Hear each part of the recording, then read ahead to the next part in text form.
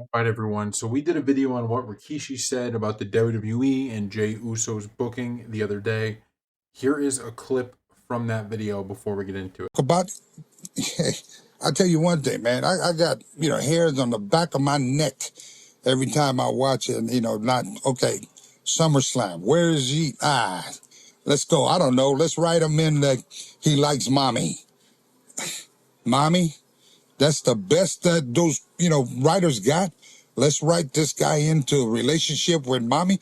What y'all trying to do? Break his marriage up? Y'all can't put him in a good storyline. So what you gonna do now? God forbid you guys try to tell him or tell her tongue kiss each other on Raw. That better not happen. Right. You know what I mean? I mean, there's so much that, when it comes to the bloodline, man, this is what gets me like going. This is why I tell the bloodline, when people talk about the bloodline, oh, we tired of the bloodline. You can be tired all you want for a few years, right? But we've been going through this for 75 plus years. Right? You don't think we tired? But we the type of people, we tired, but we keep coming back. We keep finding solutions, not excuses, solutions.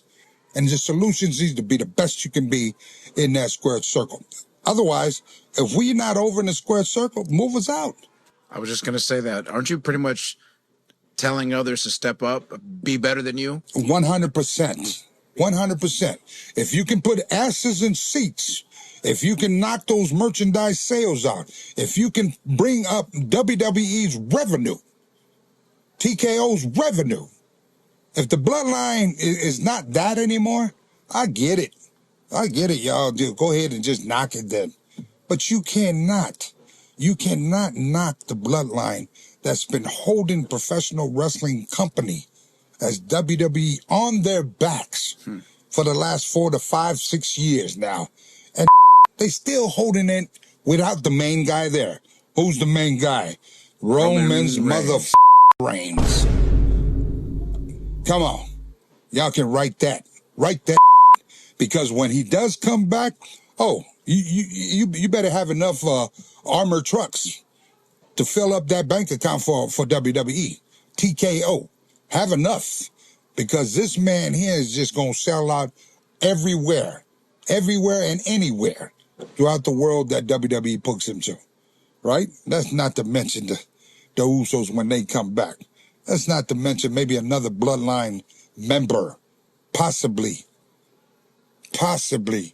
may be able to drive up in a black Lincoln. I'll leave it at that, damn it.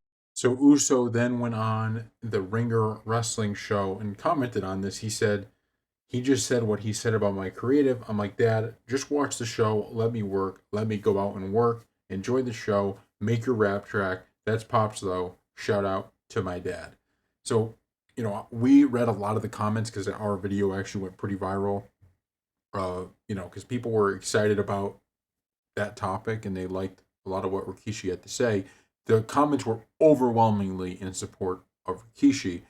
I think Jey Uso handled this beautifully. It's not easy to have, obviously you're working for a company and your dad's a pretty big name. He says something, people in the company certainly are going to see that. So that's not an easy thing to deal with. But I think he handled it right. We agreed in some ways with a lot of what Rikishi had to say, mostly based off the fact that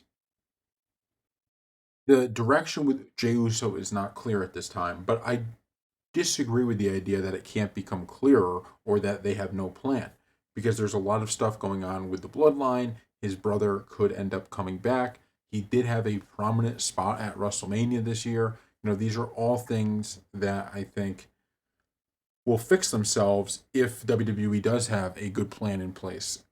Once again, we agreed with the idea that, there's a lot of this, the Yeet stuff is over, right? Everybody loves, he comes in, he gets a massive pop, fans are coming to see him for sure, and it doesn't seem like his booking is meeting that, right? He doesn't have, even, he was in the Money in the Bank match, and it was a big match, but he ends up losing. It's like, it feels like opportunities that he could have are just kind of slipping away, right? They're just, there's all this excitement behind him, but what is it building towards? What is he, it's now just a thing with Rhea Ripley now. It's like, what does that even really have to do with anything? What does that mean? How does that build Jey Uso's character up further, and how do they take advantage of him as a babyface?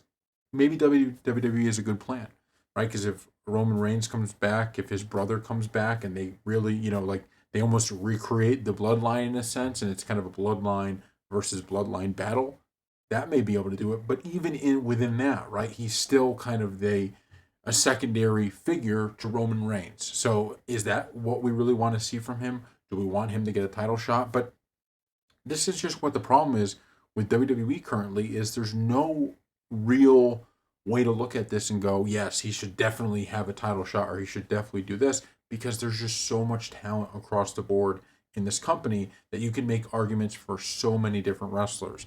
And it's, like, look, Damian Priest, there's been a few botches. I think a lot of people felt his thing was kind of forced, but I'm actually seeing a lot of it. I think they're actually transforming his character in a pretty big way.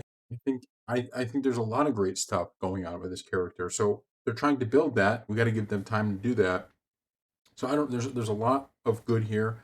I completely understand maybe Rikishi's frustration because you have a baby face who's so over, who's so popular, and yet it seems like he just goes out there, gets a big pop from the crowd, and yet none of his storylines are leading to anything that big.